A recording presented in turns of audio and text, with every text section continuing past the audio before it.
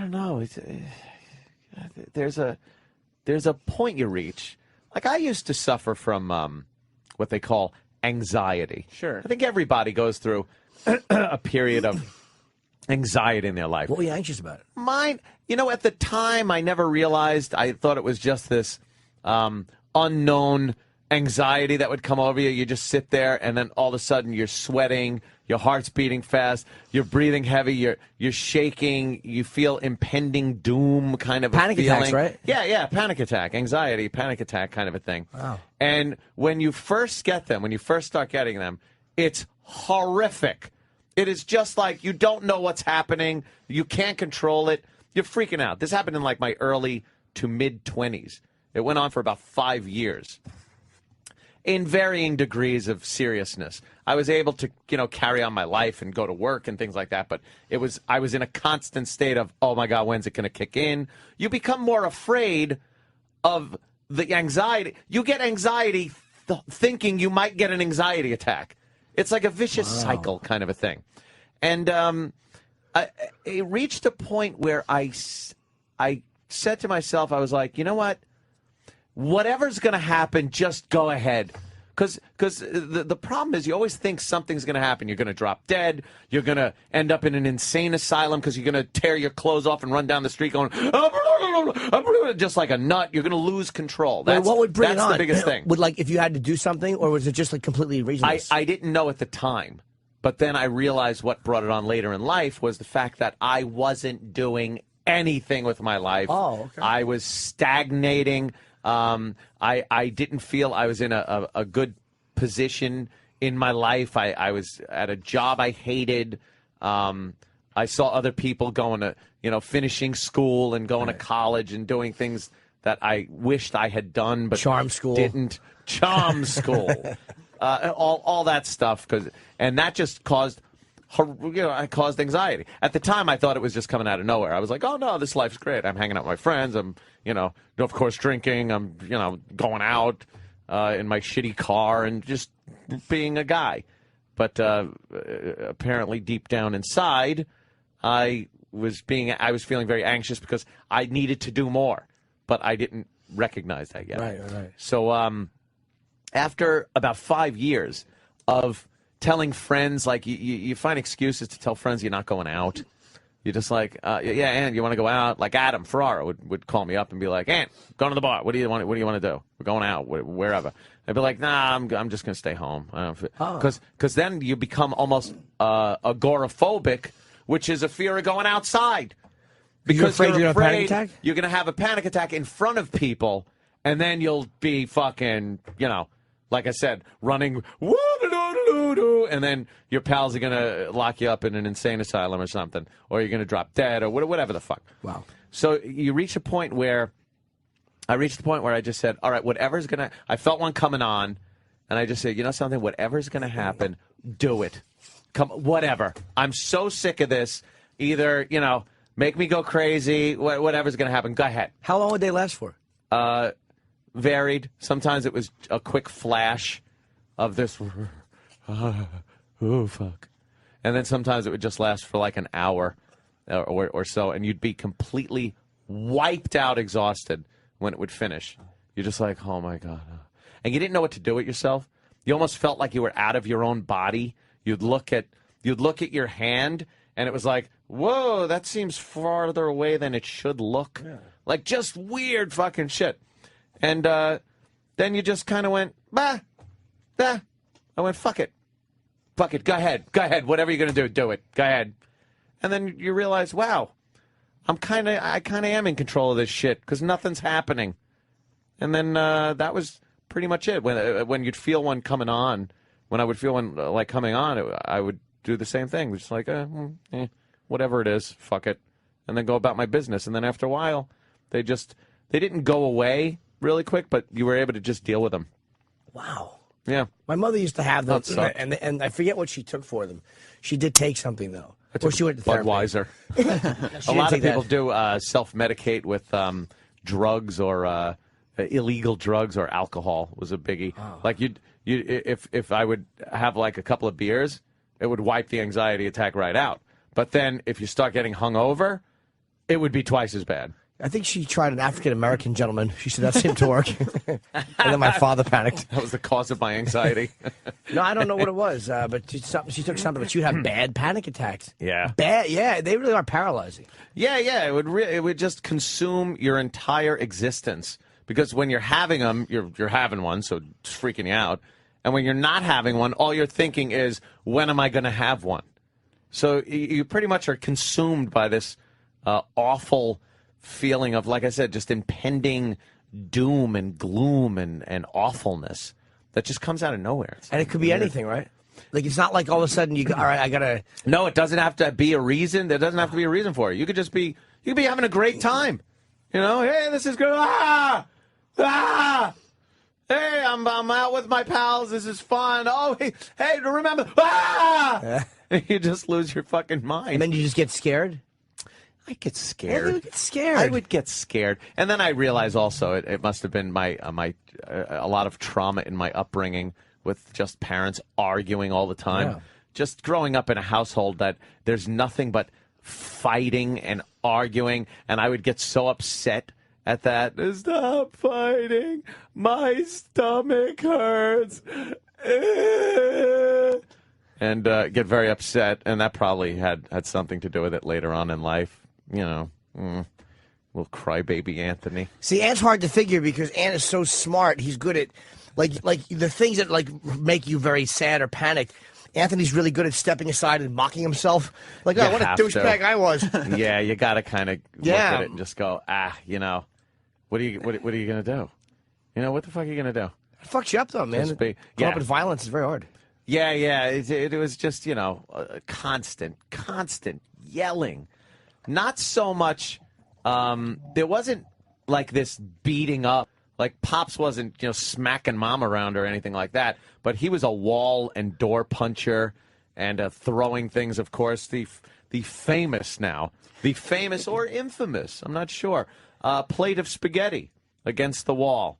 That is vivid in my head like yesterday. I remember the spaghetti hitting the wall and slowly running down. Oh, the spaghetti. Did you cry? Yeah, of course I did. Well, how could I not? I was crying before the spaghetti hit the wall. And then, and then Dad, you know, because I'm crying, he's calling me a fag and a faggot. Stop crying, you pussy. I can't. I'm upset. So you basically grew up terrified. Yeah, I was in a constant state of terror. At least it doesn't explain the guns in the house. Is that? You don't have to have a psychology degree to understand that Anthony really needs to be held and needs safety. I like affection. Yes. It's nice. But I also do like my security. Yeah. I like my cameras and my guns and my locks and my alarms and all kinds of stuff like that. Do you think I'm trying to lock out the fear? Am I keeping the fear outside with all these things? I think the panic attacks and all that stuff is like a result of... It's because it's stuff that, like... The scariness is out there. Rehashing it is like, what do you do? It's like it's already happened. But there is a way, like, I find that stuff from, like, when we're kids, we put aside... You kind of stick in a little room and you fucking slam the door, but that shit just keeps seeping out under the door, but it's there. So it's like until the door gets open and like, you fucking air the room out. You let it all out. Then then it's like, that's what that is. But it's like sometimes it helps to really look at it for what it is. Does it, or does it like just bring it right back and make you like, oh fuck, that was tucked away and it was in a nice little place? Like, I'm not sure if I'm from the school of thought of it's good to, like shrinks, of course, always say it's good to get that stuff out and work through it. And it's not good to bottle it up. But to me, it just seems kind of good to, let's lock that away and just consider it the past. And, you know, I had some shitty cars in my day. I don't revisit them. They're in a junkyard somewhere. That's true, but nobody threw a car against the wall when you were 7. You had to watch it leak down the fucking onto the floor. If he could have. Oh, I'm sure he would have. Sure he would have. I think it's got to be. That's why it's like that same, like, when you look at, like, say, girls that get beat up as kids by their fathers, they always marry drunks. Or guys that grow up watching... Thank God. Thank God for those fathers. Dude, there's been so many much hotter pussies than I deserve, thanks to rotten daddies. So I don't knock it. But it's like people, kids that see their fathers beat their mothers, they probably go, I'll never do that, and then they grow up and beat their women. It's like all that shit that gets tucked away until it's like worked out. It just keeps replaying and replaying and replaying. Yeah. It's fucking horrible. There are people that repeat horrid behavior that their parents had or did to them. And then there's other people that recognize it and then don't do it at all and go the complete opposite direction. Right. You know, there are parents now that were beaten as kids, you know, because it was accepted growing up in my generation. It was okay to grab a strap, a leather fucking belt. And if you did this to a fucking terrorist at Guantanamo, you'd be brought up on charges. Yet as a child, it was completely acceptable if I left my toys out to beat me with a leather strap. Yeah. What the fuck were they thinking? But and then there are some parents that some kids that grew up became parents and they're fine with that. Or they go the complete other way and go, I will never do that to my kid. And I wonder what the defining line is there of why some people will do the complete opposite and others will continue to just beat their children like that. I don't know. But it all depends. Like, even the people that don't beat their kids, even the ones that don't, like, I don't know what they're like internally. Sometimes people are tortured by that stuff. Not that therapy means everything, but it does help to go like, it's just like fucking puking or shitting emotionally. That's all it is. That's all therapy is. It's like you're talking to somebody and you're hearing yourself and you're seeing patterns and there's no way to hide from it because it's just you and the person and there's no way. Like, smart people are great justifiers. Like, you're one of the smartest guys I know. So Thank you, Jimmy. But you can justify anything, not horrible shit, but like you're oh no, that's just this. Like, you're almost unbeatable. Which is great in life, but sometimes it hurts us when we're trying to look at our own fucked up, scared stuff or whatever, because we can justify any of it. Scary. You know what I mean? I was always scared. Yeah. Scared of the belt, the strap. Oh, the thing is, and even remembering it, it wasn't a movie version of a beating where you're just you're getting smacked. It was a good slap across the ass with the fucking belt. And you'd, it hurt, and don't do it again. Blah, blah, blah. Or the talking thing. Oh, I remember the talking. He would talk as he hit with the belt, and it was like don't you ever do that again, or I will. It's like, the fuck is that? Who taught you that? Like, who would do that? It's a twisted thing. Yeah, why don't you just talk and leave the hitting? Yeah, leave the hitting. How about we just have a chat sans belt, without the belt? Anthony sounds like the little brother from Radio Flyer. Radio Flyer. The king would come in. The king was just beating the shit out of you with an electrical cord. It was. That was just some, and it was over like just dumb shit. Like, dumb shit. I honestly believe he was taking out his own anger and fears and everything like that. You always think of your dad as the superior being as you're growing up, you know? They're the infallible fucking guy. And then once you get a little older, and especially if your dad drops dead at some point, and you start encroaching upon his age, you get a little closer and realize, he probably wasn't much different. In thinking-wise, and you don't become this wise guy because you become a father and you get a few years under your belt or something like that. And there must have been just this, fear and scared guy that had to just kind of wail on a kid with a belt for some reason. Just, I always find that a little peculiar. Well, you were probably, I mean, not you, but just being a kid, it's like you're one of the reasons that the parent thinks that they're scared. Like, fuck, I got to take care of this thing. Yeah. This fucking thing needs shit. Yep. And he wasn't very good at providing. Yeah. It was a lot of moving. Bit of a drinker. Bit of a drinker, a lot of moving. I remember constantly moving as a kid. All over Long Island. I made the whole tour. North Shore, South Shore, East End, West End. Oh, boy. And constantly in, the middle of the night or wee hours of the morning kind of a move because I don't think the old landlord was getting that last month's check. Yeah. It was, let's scoop up our goods and find another thing. And I remember out in California when I went out there and lived with them for a few years, we were renting a place, and I was there during the whole procedure of signing of the lease. And even then, I'm listening to him talk to the landlords about the apartment and signing the lease. And the landlords, it was an old couple, and they were smiling, and my dad's smiling, signing the lease, making some little jokes. And all I was thinking, even then, I would look and go, oh, they are so fucked, and they have no clue. They have no clue how fucked they are right now with my father signing this lease. You will not get your money. The place will be trashed, and we will leave you with major repairs. That's kind of a humiliating way to grow up. Yeah. It was a bit of a trauma. Adult children of alcoholics are always fucked up. Always. Because it's fucking horrible. Yeah. You grow up as an adult, and you not that he's a bad dad, but it's, when someone's a drunk, man, it's fucking brutal on children. Yeah, it is. I talked about it a few times about the drives when he would be drinking and driving. And, I'm just sitting there in the passenger seat looking, going, will this be the day we plunge over the edge of the Ortega Highway into a crevasse? So more fear. Every turn. I would tense up on every turn. And then there would be parts of the highway that would have guardrails and it wasn't that treacherous. And I would go, I'd relax. Or red light. Red lights to me were a godsend because it was stopped. And I was like, oh my God, I could relax for a minute. And then I'd see the other side turn yellow and then green light. And I'd be, tense up again. Holy shit, here we go.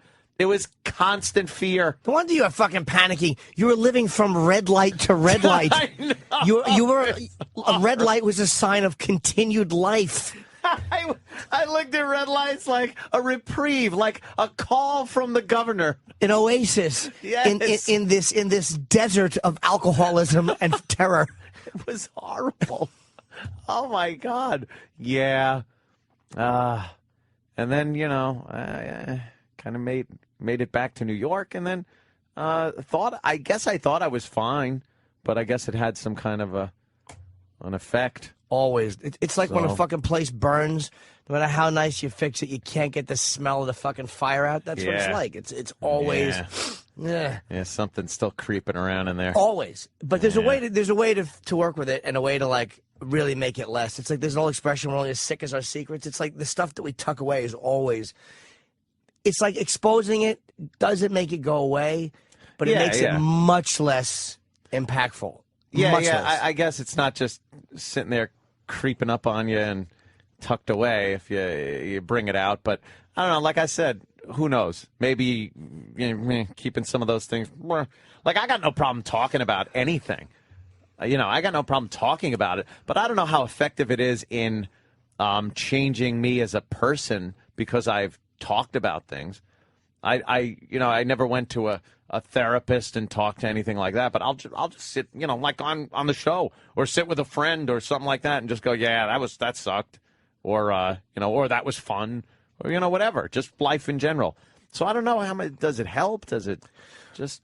It stops. Here's what I found it does. It stops irrational reactions. Like, if I always react a certain way and I know it's because of something that happened that was bad, it's like I react that way subconsciously. I don't even know I'm doing it. I don't even know I'm reacting that way. And it's like, and then I address what was fucked up. And the next time something reminds me of it, I don't just knee-jerk react that way and not know where the fuck I'm doing it. It's like it runs my life. It runs everybody's life without people knowing that it's running your life. It's awful. It's like this little invisible conductor in a little room. Why do I hate red lights now, though? When the light turns red, I'm like, son of a bitch, I missed it. Well, sometimes in a way we turn into what we hate. And sometimes when we're terrified of driving quickly, we get a Shelby and have it jacked up so we can do 1,500 miles an hour on the fucking LIE around a turn. Boy, somebody really conquered their fear. Hey, Keith, I'm going in reverse. 90. You make a good point, Jimmy. It's fucking weird, man. What makes people what they are. It's